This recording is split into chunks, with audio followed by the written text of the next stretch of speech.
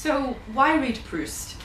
In Search of Lost Time is a novel that's famously long. It's some 4,000 pages.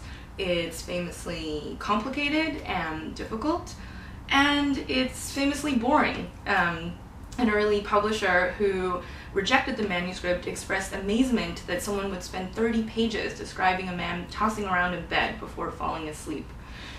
But it's also a novel that made Virginia Woolf wonder, after she read it, well, what remains to be written after that? And I think what she means is that in some sense there's nothing left to write after Proust because it's all there.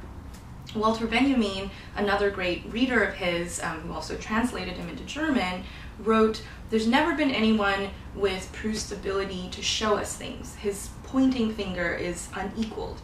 And Benjamin there is singling out Proust's abilities as a noticer, as someone who observes the most minute aspects of experience and encapsulates them in descriptions that are as lyrical as they are precise, so that as we read the novel, we're constantly encountering experiences that we recognize as utterly familiar, but that we didn't know we knew until he presented them to us.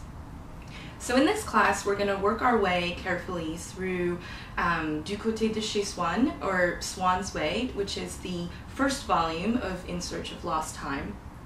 And we're going to consider it from three kind of perspectives. We're going to look at it in terms of literary history. So it was published in 1913, which was something of a watershed year for modernism, and for particularly what has come to be known as high modernism. We're also going to think about Proust as a chronicler of European modernity. So we're going to look at it in terms of the novel's own social, cultural, and historical context. And finally, we're going to think about Proust from a philosophical perspective. He was deeply engaged with a history of philosophy, and we're going to examine his insights into questions like the nature of temporal experience and sense perception and knowledge, and of course habit and memory.